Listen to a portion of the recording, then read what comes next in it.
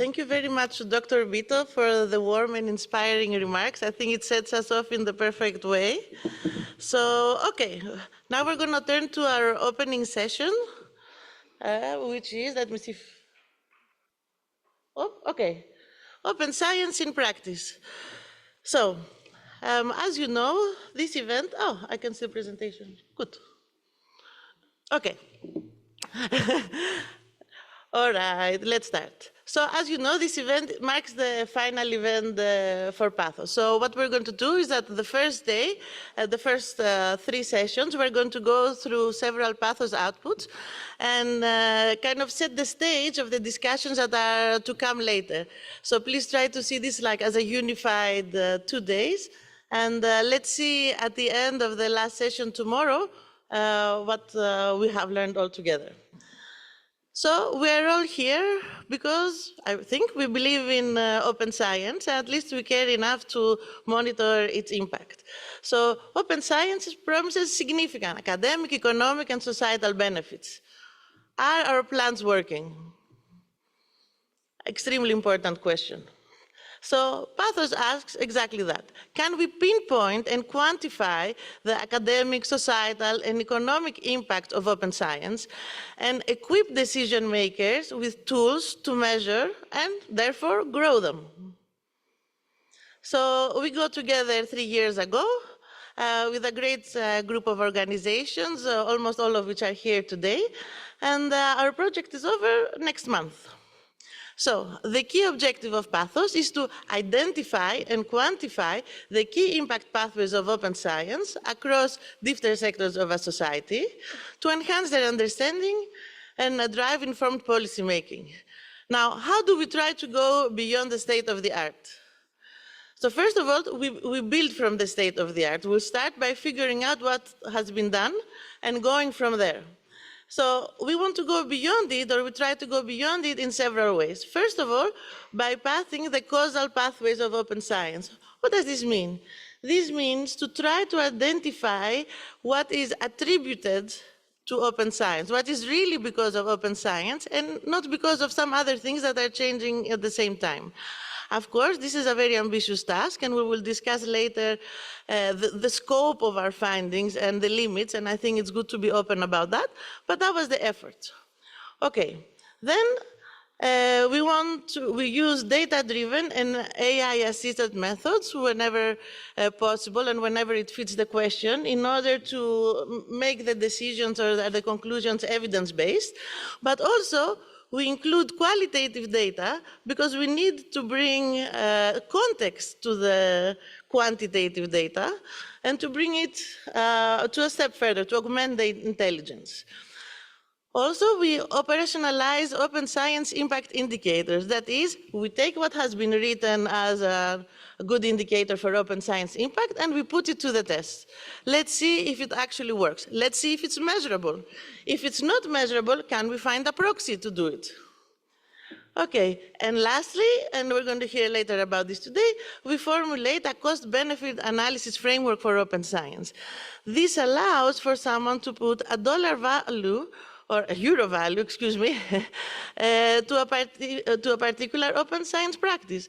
Because a lot of stakeholders, they wonder, so does it make sense? Do the benefits, the economic benefits outweigh the costs? Should I follow this policy? And even if people in this room are not also interested in the bottom line, definitely there's other people that make decisions that you have to convince. So it's a very interesting way to formulate things. And again, we're going to talk about the limitations and the benefits here. Okay, and all of this is anchored in 6 investigative case studies, which is the main goal of today's session, and the panel that we have here today that I'm going to introduce later. Okay, let's talk about evidence base. What is the evidence base for the PathOS project? So first of all, we start with what's going on in the literature. 725 scientific papers on measuring open science impact. That's a good place to start. Well, in the next session, we're going to discuss the gaps that are still present in that literature. But of course, this is a good way to base things. There are also 55 indicator designs specifically for the impact of science in general and of open science and reproducibility. So we start with this evidence base. Then we contacted various stakeholders. We ran about 15 focus groups, 2 or more surveys, and a lot of interviews and workshops. The idea being here, really understand what people think about it, putting things in context. What is the goal? What is the impact? What is the perceived impact? What is the culture? Okay, and then of course, we used empirical data in order to support the case studies. So, we collected data from different sources, and different sources were used for different case studies. Here I just present a selection of the data sets used. So the OpenAIRE graph that has 310 million research products, OpenALEX with 260 million works, PathStat, PubMed, log hits for French open science platform, job vacancies, and so on. Several data sets were used in order to take advantage of the amazing quantitative data that is now available and really bring forward patterns. And once you have the patterns, you can talk to the stakeholders to understand them. So, once we have the evidence base, we move to the impact pathways. The approach is to follow the typical theory of change. So we have the inputs, which is the open science instruments or the resources, the activities, outputs, outcomes, and impact. And this is things that we're going to talk about in the next session today. The different things that we put a little bit here is we consider the enablers. So we want to think about what makes open science impact stronger, what amplifies it. Also, we try to consider as much as possible feedback loops because we know that it doesn't work in a straight line. So a lot of times, one activity does a feedback loop to another, and then again, it amplifies the effect. And as we said before, we try to view these impact pathways from the lens of causality, being able to attribute things to open science.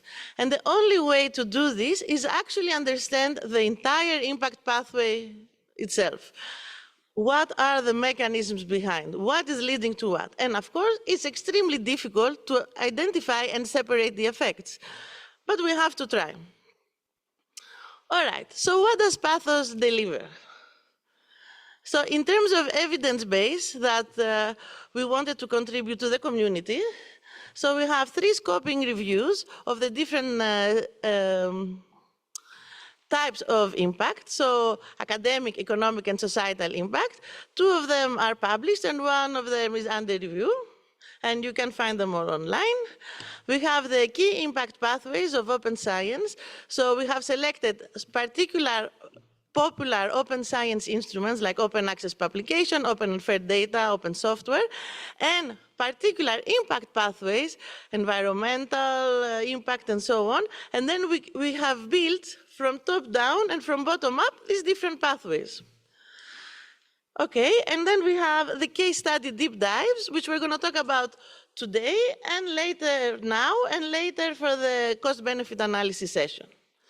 Now, in terms of tools that we're very excited for you to use. So we have the Handbook of Indicators, which has the collection, it's like a recipe book. Has the collection of indicators and also their limitations, the data sets needed, the methods in order to estimate them. And it's linked, it's like a wiki, so you can go and add comments, propose suggestions, and they will be reviewed and approved. Then we have reusable code and data sets for the more technical ones of us here. And then the CBA framework is the last toolkit, which we'll talk about later today. So, what did we do? All these things. We collected this evidence, we created the toolkit, and now it's time to put it to the test, okay? Let's see if the case studies match what is expected. So, excuse me, I forgot about our training program, of course. Sorry, Teresa. That helps everyone train them about everything else that you see in this slide. And some of these you will see at the 2 p.m. session. Okay, before we move to the case studies, let's see how we put everything together. So we have the synthesis of everything that project, that PathOS did. So it's a cross-cutting analysis of impact pathways, indicators, to clarify what works, what doesn't work, and very, very importantly, what we know and what we don't know. And then there are the recommendation and policy briefs that in the next session, we're going to work with Tony and Leonard and Nikki to figure out which of them make sense and which of them are, perhaps we find them in PathOS or in the case studies, but maybe when we consider them in a broader audience, maybe they won't go through. So let's discuss. You can find all of these here in the PathOS Open Sciences Resource Hub. And as more things come out, they will be added there. Okay, so let's talk about the 6 case studies. So the first study is from ELIXIR. So how do ELIXIR's open resources fuel innovation and industry-wide benefits? This case study, Despoina Sousoni, who's here to my left, will discuss more in the panel. But the idea is there's a lot of evidence on economic impact missing. So we try to expand the evidence base with PathOS and also try to understand the particular pathway leading to it. In the COVID case study, we wanted to see if the reusability of datasets and software has an effect on uptake in health and innovation. So does the R in fairness actually matter? Especially in the case of COVID, which was a crisis, there was agency and so on. Then in the emerging topics case study, we looked at the field of climate and AI in order to see whether green open access publications, that is publications that are specifically closed otherwise and deposited open access in a repository, whether these have an effect on gender equality and industrial uptake, or whether publishing in open access does. In general, we looked at different open access models to see the varying effects. Then we have the social sciences case study from Vincent, where we examined if the type of data repository matters for reuse in the future. The assumption here was that it wouldn't. A data repository is a data repository. The quality of the data and the publication that is linked with it should be enough. And we'll see what we found. Then we have the French open science platform, OpenEdition and HAL, where we examined what is the uptake from academia, outside of academia, and what type of fields and countries are using them mostly, and for what. And for this case study, we have Simone Apartis here that will discuss various things later. And then lastly, we have the Portugal's recap infrastructure, and we have Eloy here at the end of the panel that will talk about this. For an aggregator and repository in Portugal that hosts and aggregates various institutional repositories. And we will see again here if there was an effect on industry use and collaborations with industry and so on. As you can understand, we try to go to societal and economic impact as much as possible in order to enrich the knowledge base. In terms of methodology, how do we approach this? So, first of all, we start with the evidence and the state of the art. We don't live in a bubble. We want to know what has been done in a particular topic already and then enhance. Then we take the large-scale and granular data, quantitative and qualitative, as we saw before. And then we do signal extraction. So you can see here some of the tools that were used from SINOB, from ATHENA Research Center, from OPIX, CNRS, and XIL, in order to extract, using AI, information for all these thousands of millions of publication, patents, logs of who accesses, and so on. So we use them for topic detection, citation in publications and in other type of documents like policy documents and patents, artifact extraction, finding the data sets and software within publication, gender difference, figuring out who is the first author and what is the team, and Logs Explorer to understand what type of people visit Open Hall and Open Edition in particular. Now, these things, maybe at the beginning they sound like details, but these are all extremely important elements into understanding the pathways and also controlling for them. So let's say we want to say that, oh, open science helps, having more gender equality in scientific teams. No, we cannot say it like that. We have to think if for some reason teams led by women prefer to choose open science themselves.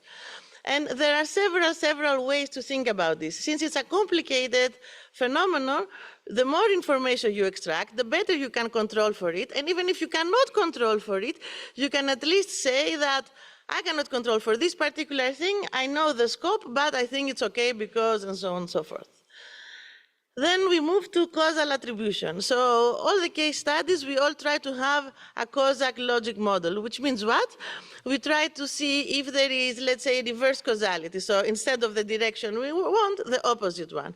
If there are confounders that are confusing what we see, if it's not open science, but the quality of publications or something else.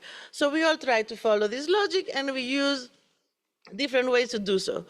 The important thing here is that because we have big data, we are able to use this causal inference model in a much better way, because when you start with a world of like 200 million publications, for sure you can control for enough things that you want in order to have a nice set that satisfies all the requirements you want.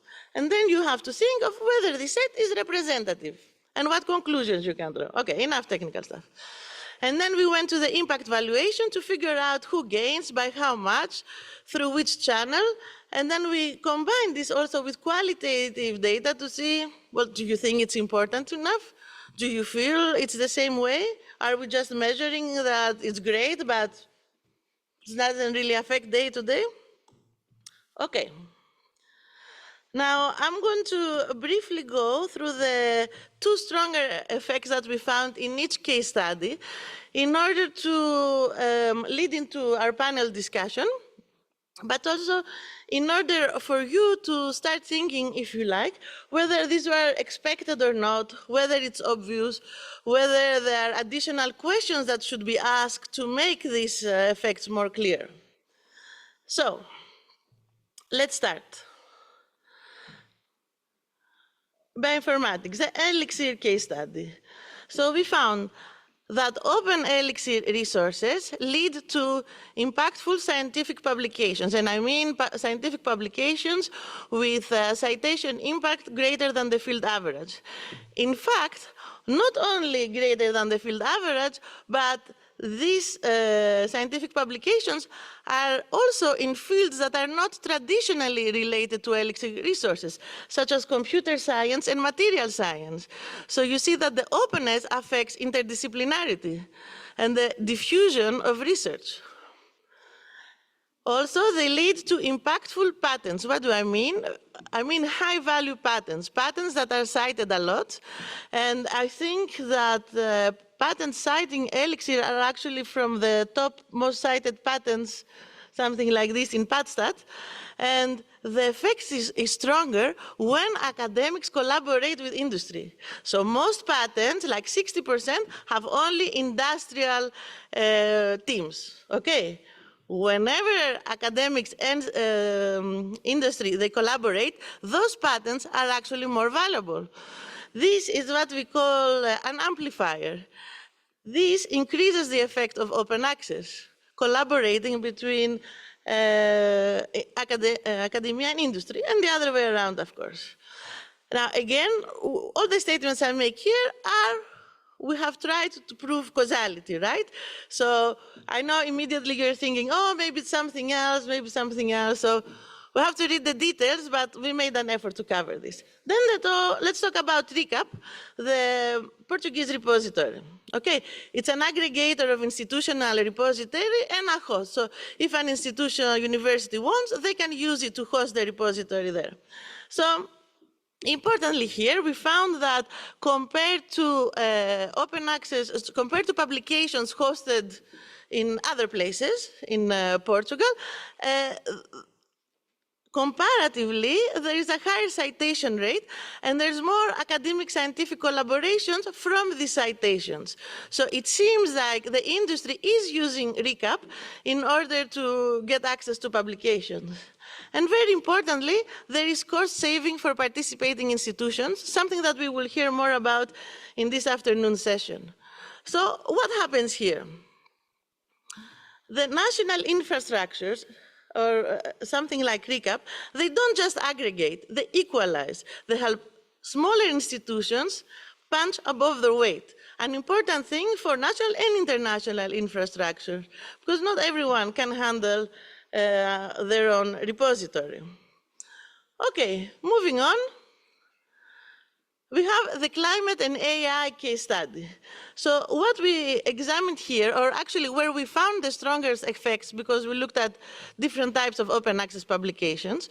So the strongest effects are for closed access publications deposited in repository. So green open access, but that they are published in closed journals.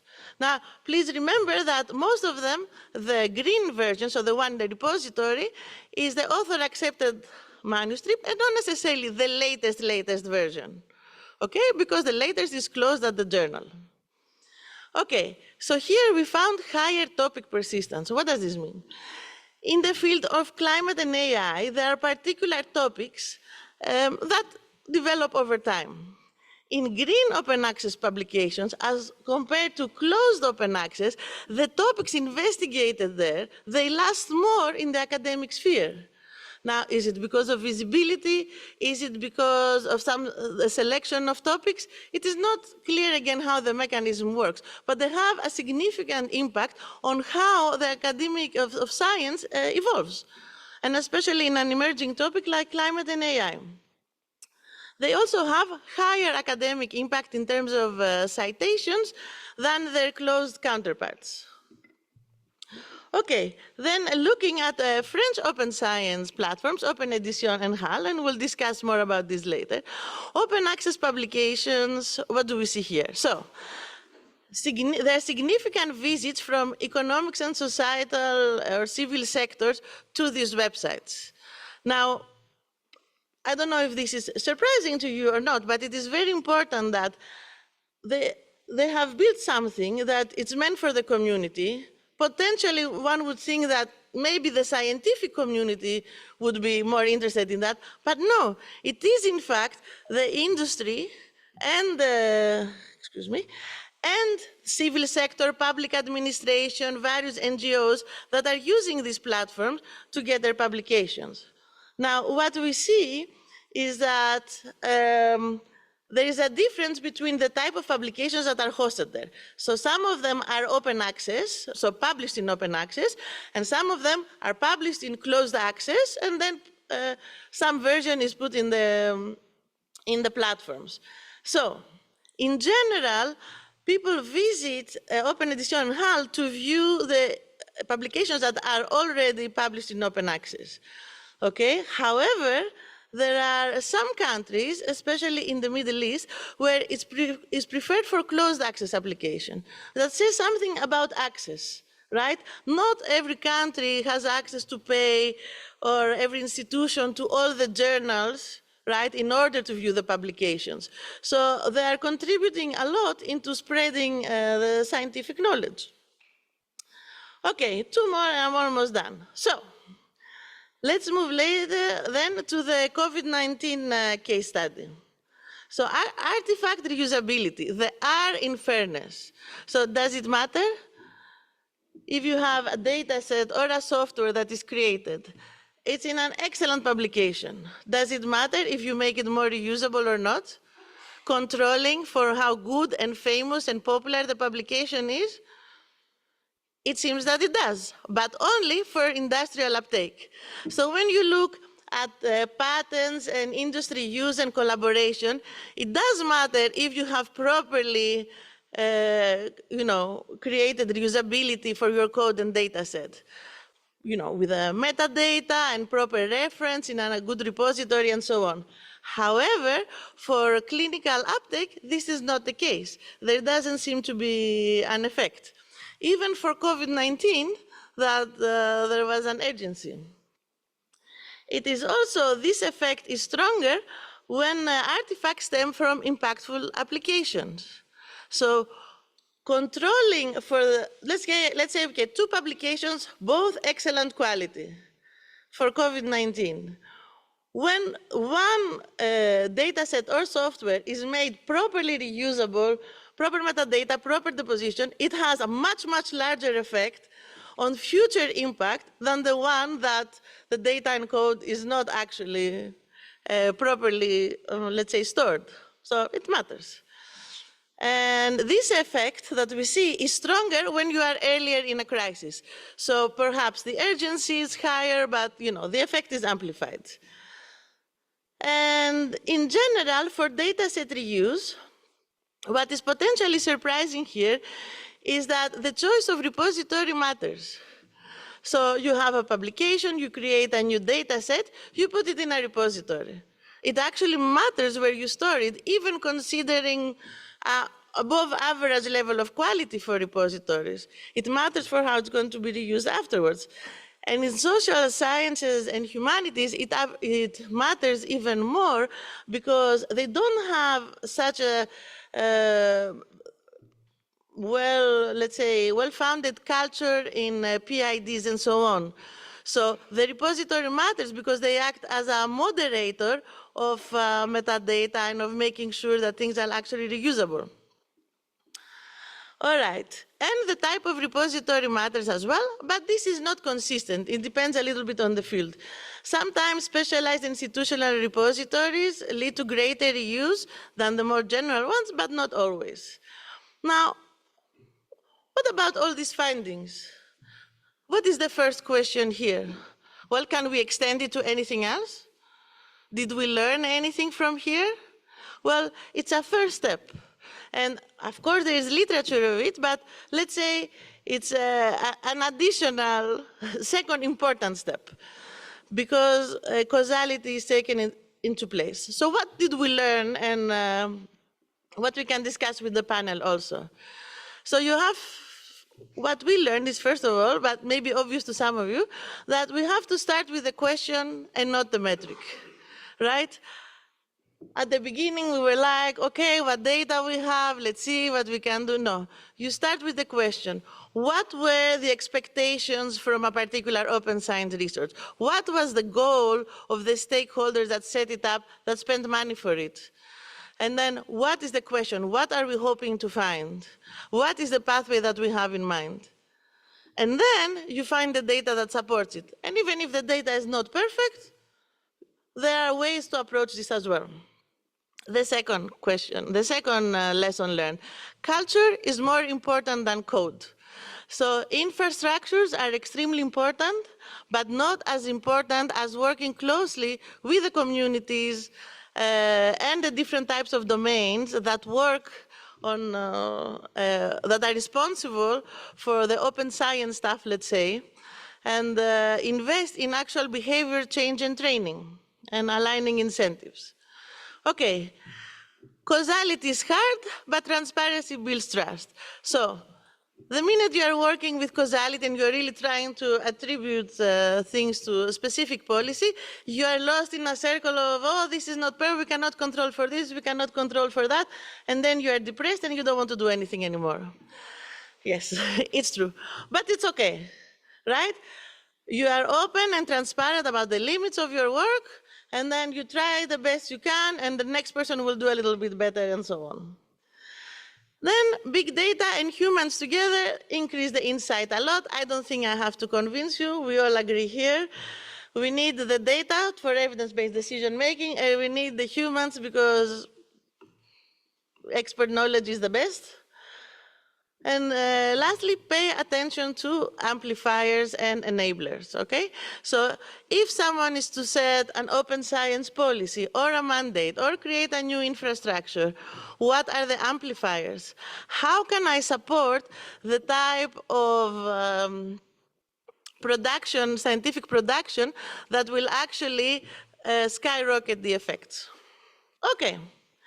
Now, I'm going to ask you to please scan this QR code. And there is one slide of question for you there. What do we tend to overlook when measuring or thinking about impact? Try to answer with one word. You can have a sense of humor if you like. And then I'm going to lead into the panel.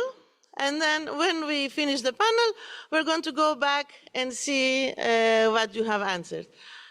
I'm going to give a second to make sure people have stopped scanning. Okay, a little bit more.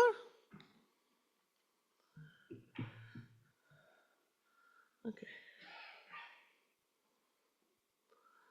All right, let me move here.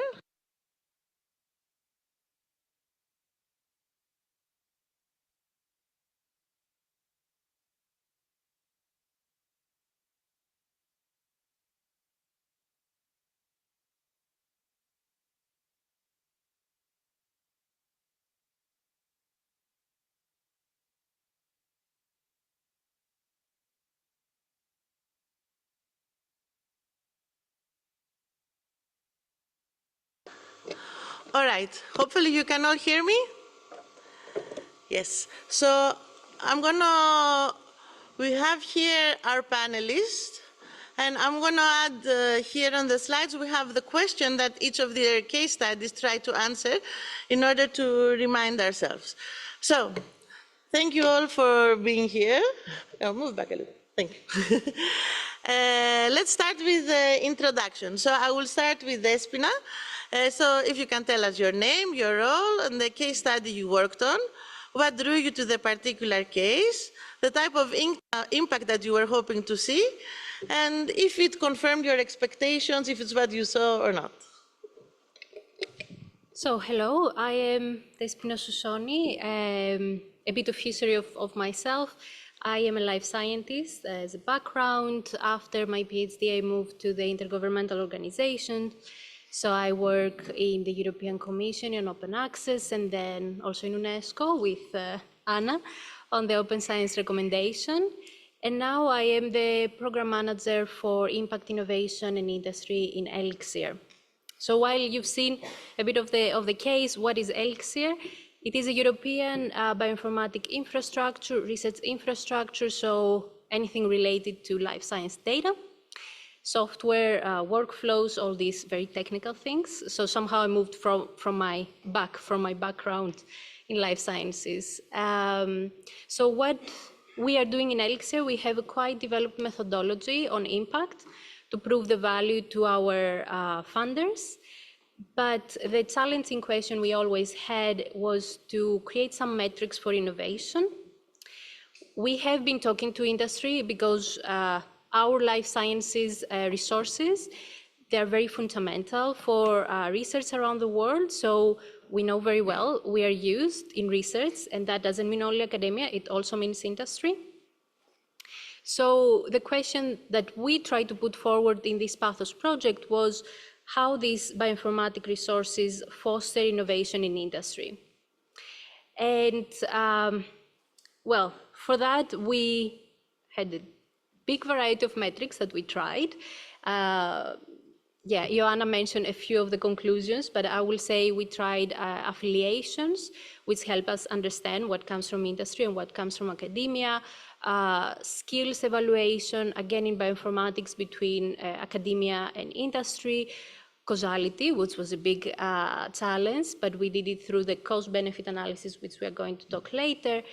But the most important, I would say, was the patents, as already mentioned, and the fact that we discovered some fields that patents are not very common, like computer science, but also material science patents are common, but we didn't know we had such an effect on them, and also agriculture, agri-tech, and food.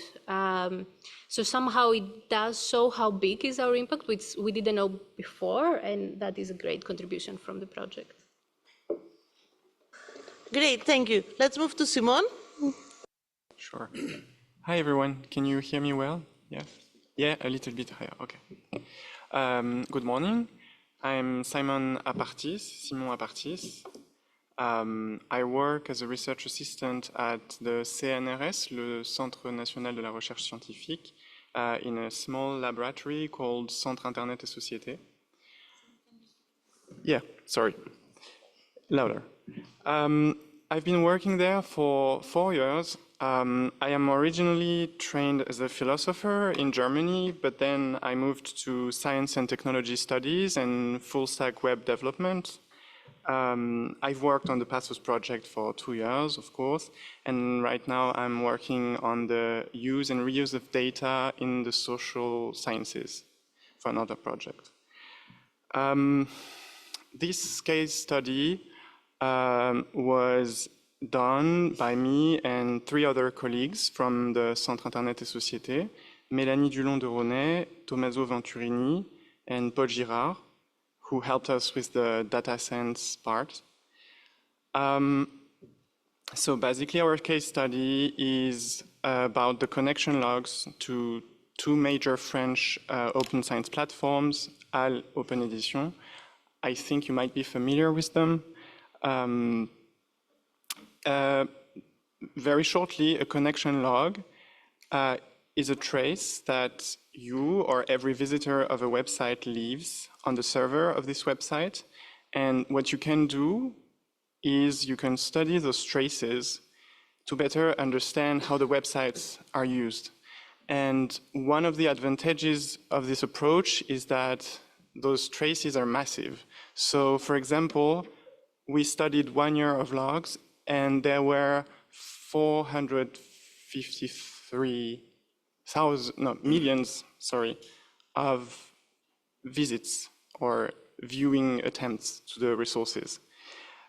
So it is a counterpoint to citation analysis, which is something that has been done already quite often, is that you can study weaker signals and you can also study the use by non-academic actors, which citation analysis doesn't apply to.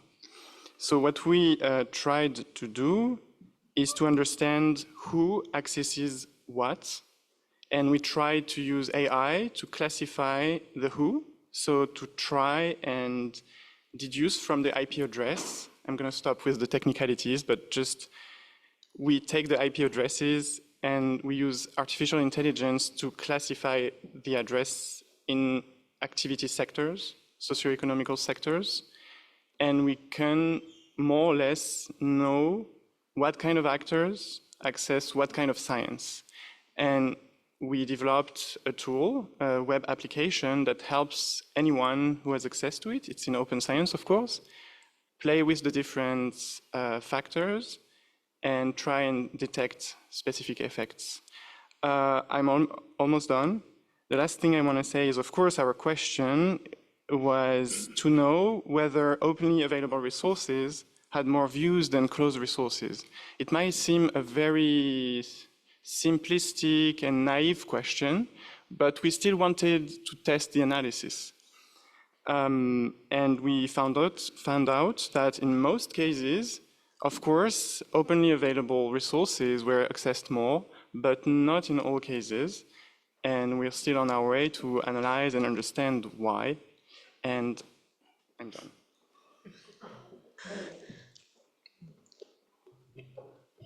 Good morning. I'm Eloy Rodriguez. I'm the library director of Minho University. Just also kind of a short background. I've been working with repositories and open access for more than 20 years. Minho University, jointly with FCT, FCCN, that is the national funder, and the National Land Run from Portugal, have established the RCAP infrastructure back in 2008. And RCAP is not only a national aggregator and a portal, but also a repository hosting service and also a journal hosting service. So on the RCAP infrastructure, there are many national repositories and also many open access journals that are run by Portuguese societies or universities, etc. our use case was try to study and establish the relation between the fact that there is that aggregation of open access content on the CAP infrastructure, and the usage and citation, and especially the relation with the industry. So how the fact that CAP infrastructure exists has an effect on industry collaboration, and for instance, both on publication, on joint publications, and also in patents. We had I think we come to this study because we had already a lot of anecdotal evidence of those kinds of effect, but we really want to study them better. We also had some university-specific studies about the effect of repositories in citation impact, and we also would like to see it on a more global way. So what we were expecting to see was that this increased the availability of publication would conduct to citation advantage and also an augmentation of industry collaborations and also cost savings. About cost savings, you will hear on the afternoon by Antonio Correa that has made the cost-benefit analysis. By the way, it was mostly Antonio Correa that worked on our use case, so I'm just here kind of being a voice because most of the work was done by Antonia.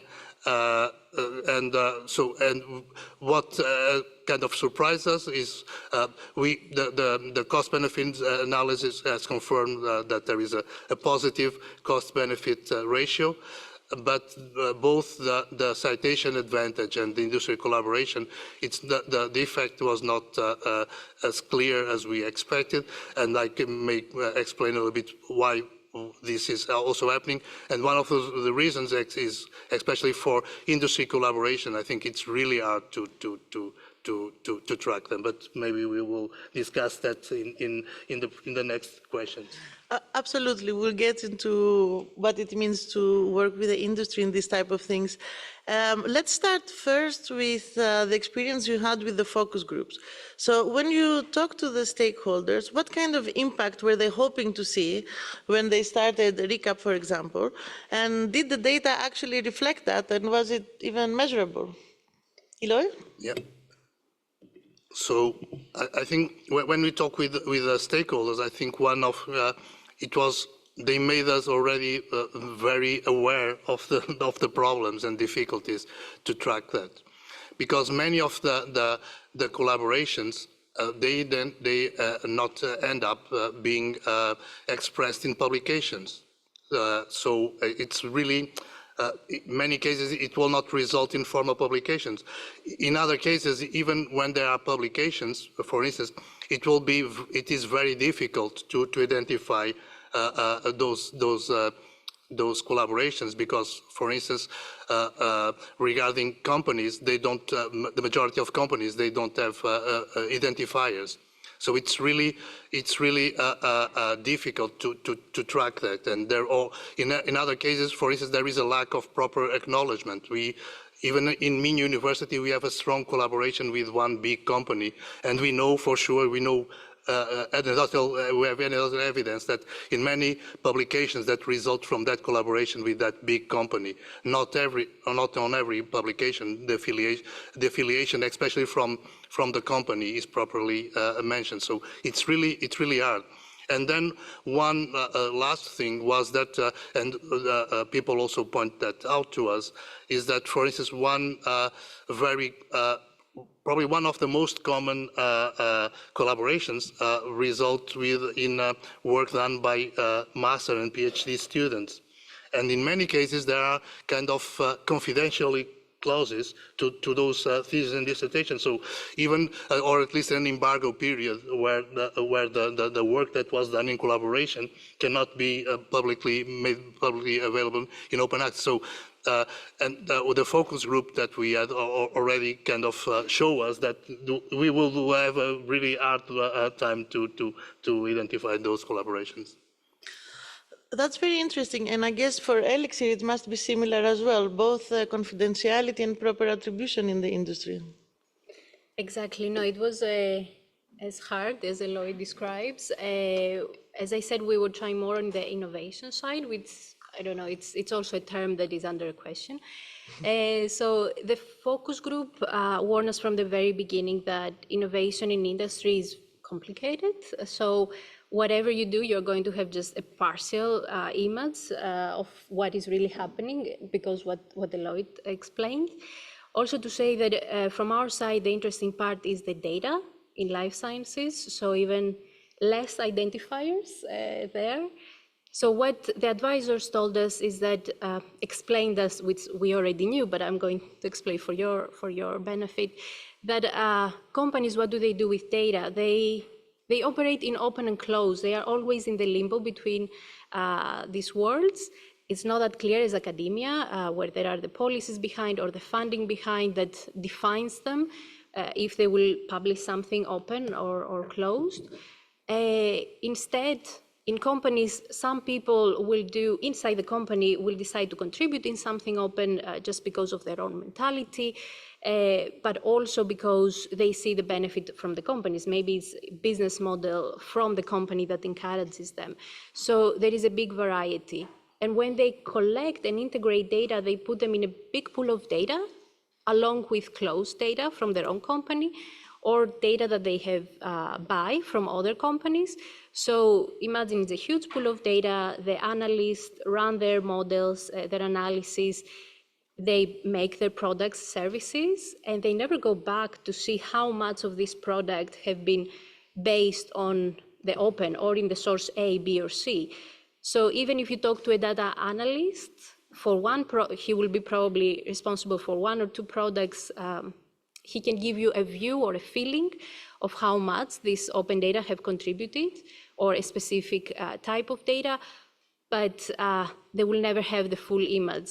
It's a lot of time for them to go back and look what have been used. And there is not the benefit, because the companies at the end, they want to sell the products, right? So the business model overall is relying into this closed world, because this is how they create value, which is okay, just is more for us to be aware of it. So our advisors, as Eloy said, focus a lot in collaborations and changing the culture that also Ioanna was mentioning, because companies have started seeing the value of open. They are quite vocal about the benefits of open, but of course it's very hard to detect through the traditional metrics of publications. So what we did in our study was more looking in the affiliations and see, as I said before, the whole collaboration, because this is what encourages this openness, the collaboration, and this is where innovation at the end is going.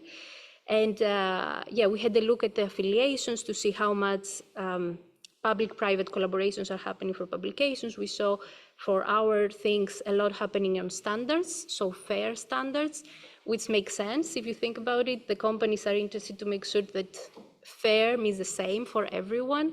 What they're interested are research data, so let's make sure that academia and industry have the same standards so we can exchange data.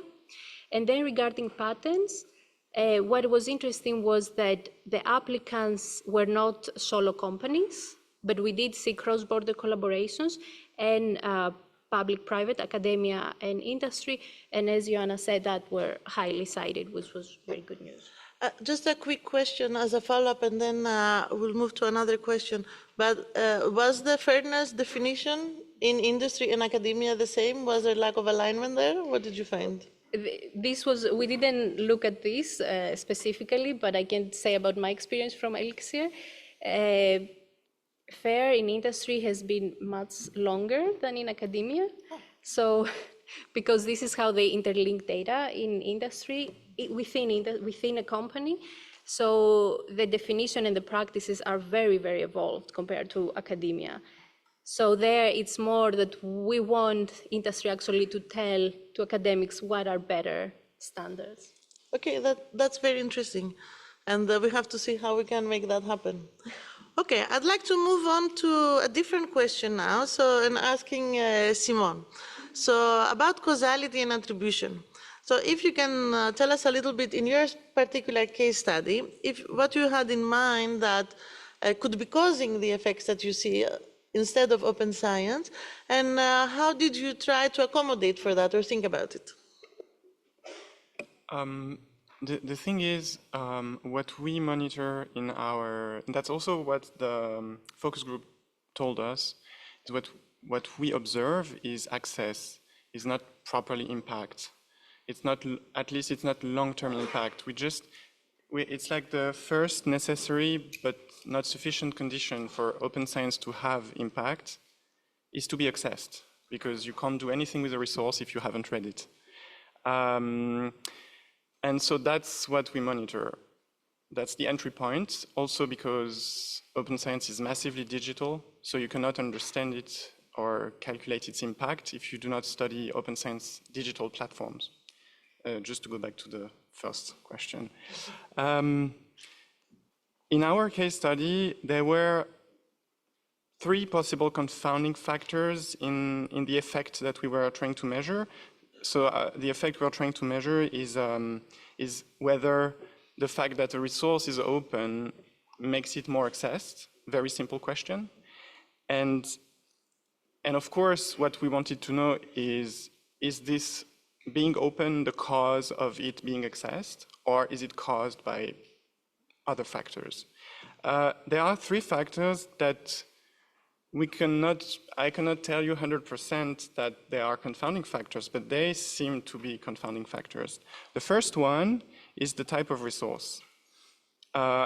We think that the type of resource, so by that I mean data, article, book, etc. We had all sorts of resources on the platforms, although we had mostly articles, especially on OpenAIRE, but we also had other kinds. So the type of resource can be a confounding factor. It can have an influence on the demand for science. It's a hypothesis, but one might posit that non-academic actors might tend less to try to access what I call intermediate products of science. So maybe like a non-academic user will be more prone to access an article in open science and less prone to access raw data, something that's less accessible because it's complex, because it's only intermediary, because it hasn't been as nicely processed as an article. So that's one possible confounding factor. Another one, which I think is really important, and I think really needs to be controlled for, is the scientific field. Because this we could monitor, we based our case study on former studies that were trying to monitor peaks of access, and we could see that on seemingly random articles, there were huge peaks of access, like 1 million people all of a sudden in 3 days who were very interested in, I don't know, some ancient language or, I don't know, like random topics. And this made us think that when you study non-academic use of science, you have to keep in mind that the social demand for science is very volatile, it's highly correlated with pressing societal needs, with urgencies that are not academic urgencies, that are societal. So it triggers an unequal distribution of the scientific field of openly available resources that are viewed. People might go see, and the demand for openly accessible articles about some pressing environmental climate change related issue might be higher, thus triggering people to go and, okay, I really need to access this resource in open access. So this is also a confounding factor. It's independent of the resource being accessible or not. A third one is the geographical location, because the digital literacy is not equally distributed. So your ability to use a computer, to use an internet connection, to use, just to navigate on OpenAIRE, to understand how it works, to be familiar with scientific scientific platforms is unequally distributed, and it could also have a strong influence on the demand, the desire to access at all costs. Well, it's free, but you know, like the striving for openly accessible resources. And those three confounding factors are included in our final data set and can be controlled for. Right, so the idea here is it open access or is it, is it open access or is it a country-specific thing, a domain cultural thing, or a, what was the other one, a socially, something is viral, a big pressing need or whatever. And the way the French case study tackled this is to look within countries, within this type of things, these type of considerations, what is the effect that we see? And the fact that there could still be an effect, in some cases larger, in some cases smaller, speaks a lot into how important it is, but also it speaks to how we have to set policy in order to accommodate for these type of factors that matter, right? How to be granular while still doing like a worldwide thing. And I think when we go to the UNESCO session tomorrow, we'll speak more about that. Okay, so I want to switch to another question now and start with Eloy. And I think it's quite important to see, if someone was starting an open science infrastructure today, what's one thing you wish they would measure or they would do from the beginning? Rather than one thing they will wish they would measure, I would say one thing that I would wish they would do. And I will take, I will use one of your last slides because it's exactly what I think should be done. Start from the question, not the metric. And then you said the question will make the data gap obvious, and I fully agree. But I'm not so much optimistic as you that you say that we end solvable, because the problem is the solvable part. So I would say that the main thing is really start from the question, identify the data needs, and then invest on the quality of the data. I think one of the problems that we've found really was the quality of data to build solid conclusions. So we need probably to do two things at the same time. We need to invest on the quality of the original data sources that we use, and maybe some of us will be at the same time consumers of metrics and providers of data for those metrics. So we need also to invest in the quality of our data sources.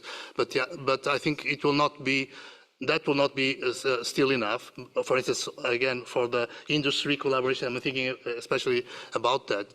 Then I think now we also have to have the technology, so we need probably to use even better or deeper AI tools to try to identify, for instance, if companies don't have identifiers, maybe we can use tools to build those identifiers, or to at least to try to disambiguate the identification of companies. And with that, then we can make better analysis. So that's what I would need to I would say, because the difficult part is really try to measure or to identify the social and economic impacts of open science. Because the academic ones, I think they are not easy, but I think we have already lots of tools and methods to do it. But for the social and economic impacts, I really think that we need to invest a lot. And I would say, again, have good questions and invest in data quality, both at the original source or on the data processing part. Excellent. And Simone, if I'm not mistaken, there are lessons from the case study that you're taking to the French Open Science Monitoring moving forward. Tell us about that. Yeah. So the question is if there is one or several things I wish they would be measuring from the beginning. Okay, so the hardest thing to measure, there are two hard things to measure.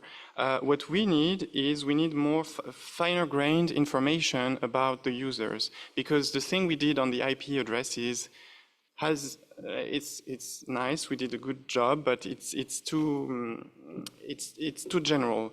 It doesn't tell you anything about the very specific person who is navigating using their computer, for privacy reasons, of course. Thanks, we have GDPR, but no, it's a good thing for privacy. It's less a good thing for science.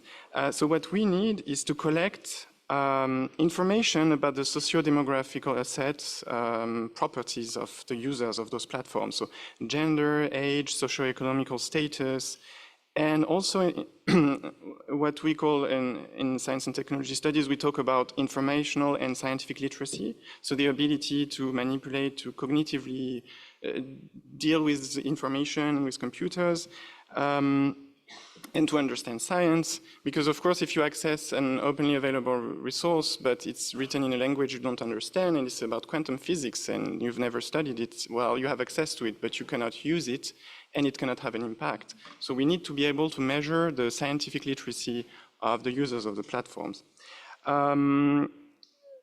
So I think the best solution is not to spy on people. And so we could do heat maps. We could do many stuff with very intrusive cookies, but let's not do it. The best thing is to do an online survey. So I would recommend that open science platforms on a regular basis ask their users to fill online surveys. I don't know in the end who will be answering.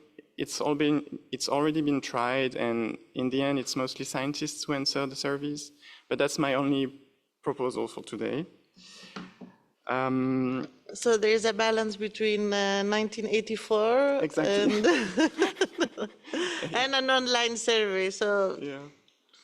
And just the second thing, which I think is important, if you really want to be able to understand the path from access to use to impact, you have to do reception sociology. I know it's boring for a social scientist to advocate for qualitative research, but I'm doing it. Our tool, our quantitative tool is how do you say, it's a cartography, it's a map, and then it shows you, oh, in this specific configuration, you should dig deeper. You should use reception sociology, which is the sociology of, okay, people read a book. What do they do with the book? How do they understand it? How do they repeatedly use it to impact, to act upon the world and to have some effects? So what we need is to use quantitative tools like the one we developed, like all the other tools that were developed and the case studies, to then move forward and to, on top of that, to go deeper in the qualitative aspects and to really understand the practices of people. Okay, thank you so much. And actually want to switch to Despoina now and ask, we often hear claims that open leads to more citation or drives innovation. So did your case study find that this were true? Was there a more nuanced picture? How did that go? So as we said, they are complicated. We wish we can make these statements, but we have to be careful as always. So I can cover the part again from the side of open data in life sciences, in a research infrastructure. So also very high quality data, because this is where we are focusing more, this fundamental life science data that our members running. And also I forgot to mention, maybe for the sake of understanding, all our resources, they are completely open, which means you don't need any access agreement, any registration. The only thing you need is internet, which in some countries can also be a problem. So these data, they are high quality and they are very respected by the life science community. And what we have understood is that credibility and time saving is the most important components of this open data, which at the end, let's say, create the basis for more science, novel science, which means innovation. So let's cover the first part, credibility. This open data, they have a stamp of trust because there is a community of experts behind it, respected scientists behind it, validating, sustaining, contributing to these resources. So the community really takes advantage of them. The other side, the time saving, which imagine if they were not there, which is going back to the causality a little bit, the scientists will need more time to look for where can they find this data or generate the data themselves, validate the resources or bring in the high standards, this data, if they were generating themselves, or even time for making agreements if they were in some repositories that they need legal agreements. So all these are components that they contribute to innovation because it gives time to researchers in academia and in industry to focus in new research. So we can say open fosters innovation. We cannot really say more innovation because we don't know how much it would have been without it. And at the end, it was saying what actually you were saying about quality. I think better research definitely makes more innovation. And that means good quality data under standards of open, but also fair, because fair means interconnecting, interoperable data, and that is what is the real value in this interoperability and interconnection of data. And we have seen that in the new era of AI and machine learning models. This is exactly where they come in very complicated data that they are interlinked and they create new products. We are like in ELIXIR as bioinformaticians, we are working into this and make sure that all our resources, they do follow open and fair. So we create this value. Okay, and to come back to your point before, in general, academia has a bit of catching up to do with industry in terms of fair implementability of fair standards for bioinformatics. If we go to the life science specifically, we can say that pharmas have very good standards of fair. Academia, it doesn't mean that they have bad standards, just again, the interoperability side and the culture is not there because the lab scientists, they have a distance from the data analysts sometimes. At least I have been a lab scientist, a bench scientist, and I know that making my data fair was not my first priority. And I know this applies for a lot of life scientists, while in companies, they have to. They don't have an option of the bench scientists to not give the data to the data analyst. So this is the better connection, let's say. Okay, I think very interesting points from our panelists. We're now going to spend some time on questions from the audience. Yes, please. Thank you very much for the conversation. I'm Nur Travesi, I'm an industrial engineer. I would have two questions. The first question is more towards Simon, and the second one is more open to all panelists. So you've talked about accessing, monitoring the access, but obviously when you access a lot of open science, it does not mean that there is a lot of engagement also compared to publications. So how do you monitor that to make sure that, okay, there are peaks of accesses, but there is also action behind? How do you measure it? And the second question, I cannot not jump on tracking who visits that, because maybe companies do not want to appear as they visit it, especially for research that is sensitive, being in health industry or maybe military related research. Thank you. Thank you. Let's start with Simone. So those are two key questions. I'll answer the second because it's shorter. We decided not to publish the names of the organizations that we're accessing. We are publishing the socioeconomical sector. So whether they're from agriculture or we decided to aggregate to make it anonymous because we were worried about business secrecy and the thing you mentioned. So yeah, so that's the first question. The second. The first question is, it's one of the challenges or limits, as you frame it, of studying connection logs. What you can do is, there are many alternatives. You can do sessions, so you can sort of see how the same person, the same IP address navigates through a platform, which might be an indicator of how they engage with the content they're accessing.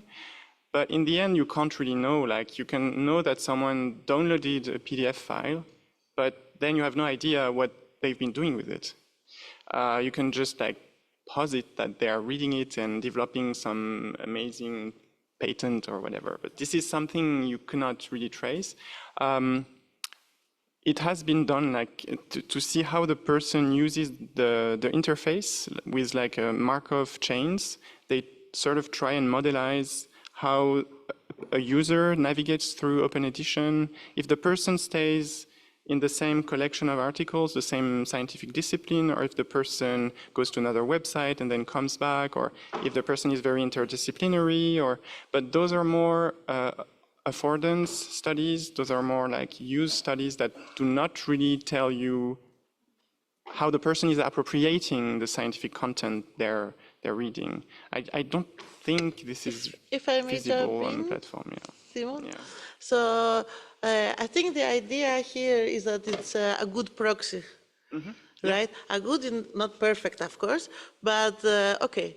Yeah. If there is something that we cannot measure in particular case because of GDPR, perhaps we can see the engagement and then say that, okay, public administration is going a lot and viewing this, maybe they were using them, but we can do using AI, and we can do another project on that, is look at the publications that they're viewing and then either follow their citations later in the other stuff, or not even the citations, but find the innovation, the technology, or whatever it is within the publication that is actually the inspiration, and then try to track that in future publications and in future things that they have access to. But again, we cannot map it one-on-one, right? I don't know if Despoina or Eloy want to add something on the question of privacy, or we're okay? Maybe I can say that I think we have to respect, as you said, the companies, how they create value. And in that terms, nevertheless, we still have the mandate to make sure that open remains open. And in that case, funders are asking these questions of in what type of innovations the data in our case have been used. So what we have been trying to do is aggregate the information. So we don't go specifically and say, okay, actually we do have this data from patents because their names are there, or from publications, but we do say this amount has some industry affiliation or applicant from industry. So I have discussed a lot with industry, and I know how much it affects their business model, and somehow they refuse putting publications out there. But at the end, they have also to understand that if they want the data to remain open, they have to tell us something. Very good. Yes, please. Can you hear me okay? Yes. Good morning. My name is Sarah Ruhi from the American Institute of Physics in Washington, D.C. This might be too early to ask this question, but in light of your findings, I'm wondering if you can speak to this. You know, in the U.S., we're seeing a co-optation of the language of open science to justify quite a bit of commercial interest. And what struck me in the analysis you shared today was how much industry is benefiting from the openness of research that is ostensibly government funded. Do you, maybe it's too soon to answer that, but did that concern come up in the context of your reflections on your work, or are you thinking about that at all as a potential problem or negative outcome of open science practice? Thank you.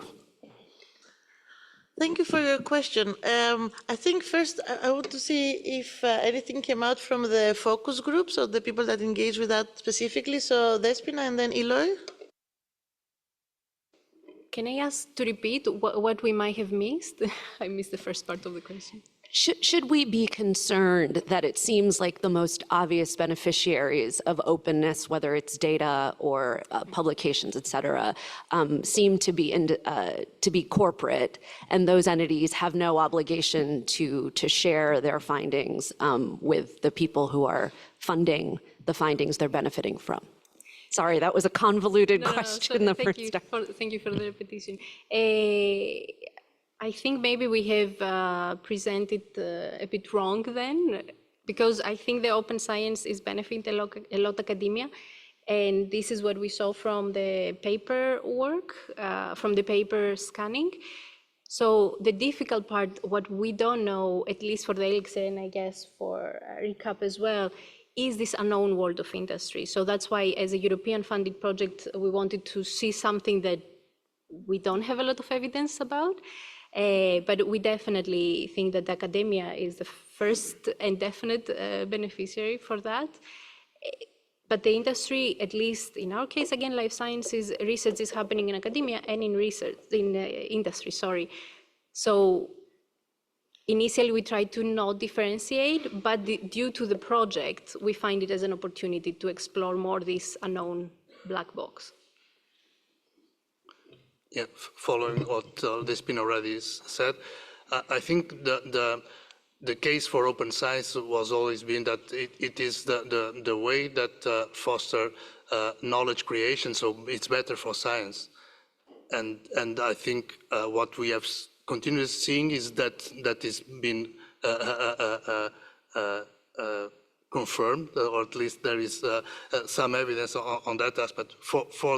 But also it's also the way for our societies to have the return on investment of public investment, and so both from the economic part and the social part, it's a benefit. So.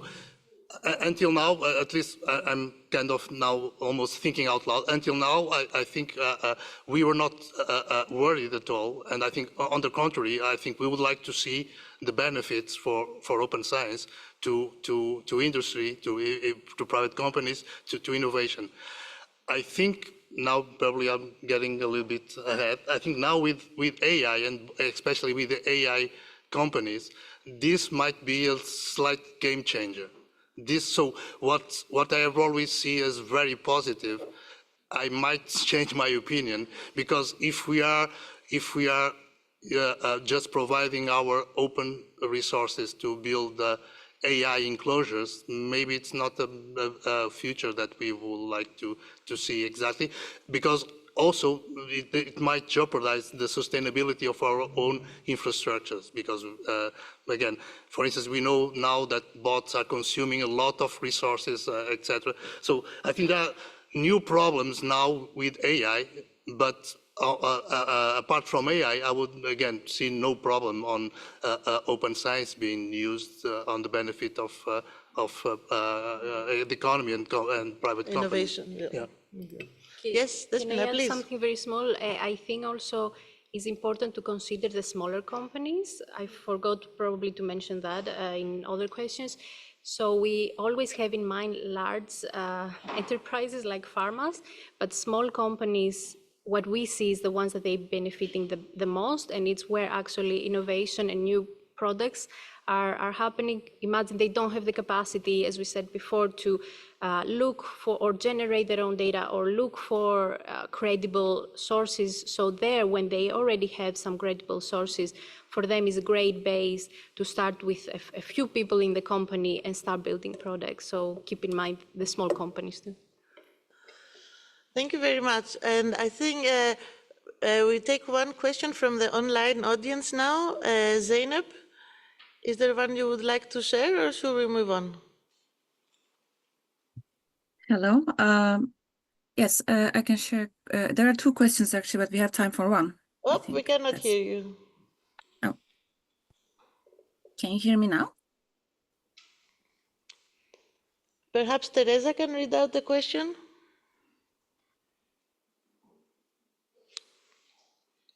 Okay, while you sort that out, let's move to Gareth's question from here, and then we'll go back.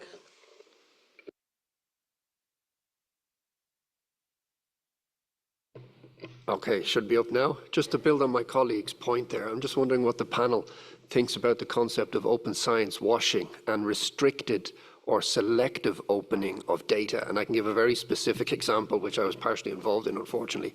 Philip Morris, one of the major tobacco companies, has come out very strongly in support of open science. And as part of that, has published a series of articles promoting open science, paid articles across a lot of different journalistic venues. We also know that they've concealed harmful data from the tobacco industry itself, whilst at the same time opening up positive results. So I'm just curious what you think about this, first of all, concept of open science washing, which we're seeing more and more in many of the major companies out there, and that's just one to give a name, but then also this selective opening and restriction of data, where they come out open but are in fact not particularly open. Thank you for your question, Eloy. I think it's, of course, very worrying, as all types of washing. It's not, it's really, and I think we should be clear about that. If you are doing that, you are not doing open science. You are washing your company using open science, but you are not really doing open science, because if you are just selecting the data that you share that does not contradicts your interest, it's not ethical behavior. So I think it's a general problem of our. You have seen this with greenwashing and other types of things, and of course I think it's completely unacceptable. I just want to go back to the point that Despoina made, because about the small companies, because it's also our experience. For instance, when I talk about anecdotal evidence, we know that, and we cannot see that on the study, but we know from, for instance, small companies from Portugal that come to Minho, ask for assistance on some projects, because they have found publications in the repository. We have evidence of that, but of course then most of the cases that this will not result on a publication, or even eventually not on a patent. Sometimes it results in a patent, but sometimes not. But there is a collaboration, and there is probably innovation in the industry because of open science, but this is very hard to measure. I think it's very, very important. Let's try again now with Zeynep. Hello, can you hear me? We can hear you perfectly. Okay, great. So there are two questions that I'm going to synthesize into one from Sebastian Hoyes and René Schomburg. One being if harvester platforms were discarded in the analysis that may bias the results. And the other one is if a distinction was made in the analysis of open science, whether it concerned open sharing of knowledge and data prior to publication rather than post-publication. Thank you. Can you repeat the first part of the question slower? Yes. Yes. Regarding the huge amounts of visits on open editions and other platforms, have you discarded the harvester platform visits that may bias the results? Okay, let's start with that, Simon. I'm sorry, I'm not sure I understand the question. There may be aggregators that go and collect the data from HAL and Open Edition. So it's not actually visits by people who want to read the articles. It's visits by aggregators that take the data and they, they ingest it into some other database. I think the answer is we don't know. I'm sorry. Yeah, I've never encountered the problem of aggregators when studying the logs, so I'm not sure I understand. But something which I think is related is that 80% of the IP addresses, we just know they come from internet service providers. So this being said, we just know you have an internet box at your place, and we cannot deduce anything else. So this is why we need surveys. For the rest, those are IP ranges that are linked to corporations that can be then classified into socio-economical sector. So at least the ones used from the economic and societal sector are not from harvesters. Yeah, exactly. Clearly. Yeah. Okay, thank you. And then Zeynep, can you repeat the second part of the question, please? Yes, and the second question is from René Schomburg, if I'm pronouncing correctly. If a distinction was made in the analysis of open science, whether the sharing of knowledge and data was done prior or post-publication? Eloy, do you know? In our case, we have made so it was always post-publication, because we were analyzing publications. So we just have created two data sets, one from the Portuguese publications that were on the national infrastructure, and the publications that were not there. But they are all, in our case, they are all publications.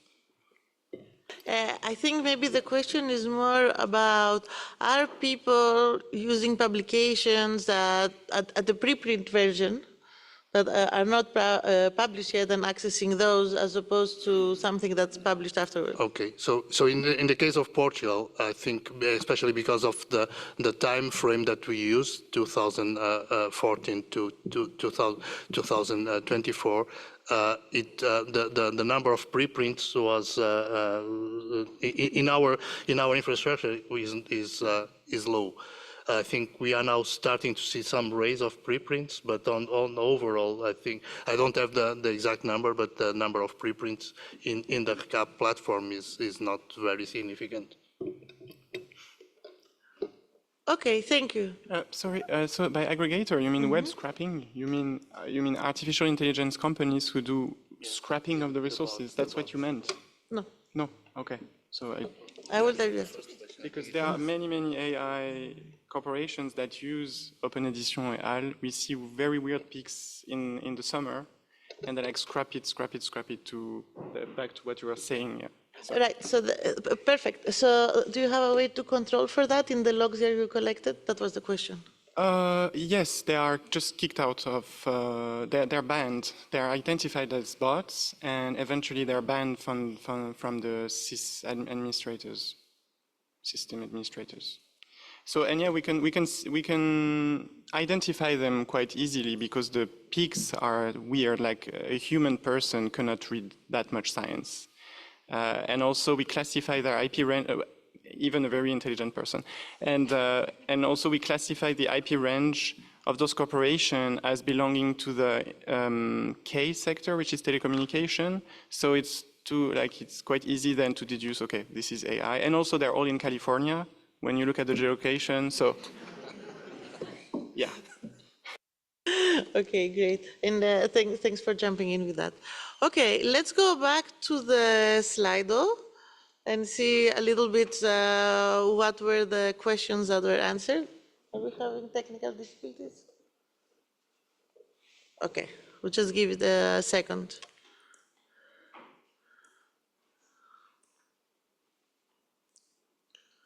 All right, perfect. Thank you so much. Okay, so the question was, what do we, it's okay as it is. What do we tend to overlook when measuring or thinking about impact? And we see that quality is huge here and the society. So when we think of impact, we care that it's impactful, but maybe not the quality. And then societal impact, less so. Causality, we don't think about, this is depressing. We don't think about people, we don't think about time, we don't think about impact, okay? I would like to, for each of our panelists, starting with Despoina, to share if they have any thoughts about the answers and what they also think themselves after the case study that we don't pay enough attention to. I think I agree with the fact of quality. It's sad, but yeah, as it was mentioned before, for the tobacco company and things like that. Yeah, it's not necessarily that they give bad quality data, but it's biased. So how biased we are, what are the quality of data we have? I mentioned interoperability. So make sure that our data are connected with other resources, and that gives quality, and that gives a statement that we probably don't do the things biased necessarily. So this is the case of interconnecting between the different resources. It's something that it's not easy to measure. If open science is hard, I think FAIR is even harder. And this is for us something that we would like to do more in the future and explore. Thank you, Simone.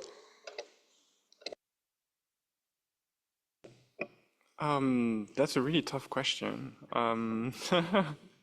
because impact is so big. So I think to go back to my call for qualitative studies, which doesn't mean that quantitative is not quality of good quality. I just mean like insights, like looking. It's important to look at attitudinal, behavioral, subjective aspects of impact. And it's more tricky to measure, but it's also really important. And quantifying is hard when it comes to understanding subjectivities, which doesn't mean it's impossible. It's just really, really tricky. And you've seen it's already very complex. Thank you, Eloy. Yes, I'll probably only already repeat what was said. I think the question of quality, both the quality of data and qualitative studies, is really important. And one other aspect I think it's really also a challenge is the question of the reusability and that will contribute also to the sustainability of all this, because especially for the data part, I think we really, as we probably need to measure impact on different contexts, but we may use the same data, or the data that is produced in one context may still be useful to measure impact in another context. But to do that, data needs to be needs to have quality and needs to have interoperability, and this is really a challenge, because of course we cannot collect, everyone should not be collecting the same data on different contexts, because it's a waste of time and resources, and it's a contradiction to our own credo of opening things to make them reusable. And I think maybe one last thing to add, connecting several things in the word cloud, is the importance of incentives, that different stakeholders have to use and reuse and lead to impact. And especially how they vary from short term to long term. And I think for policy making and to maximize whatever impact we're interested in, it's very important to consider how the people think about it. So at this point, I very much like to thank our panelists.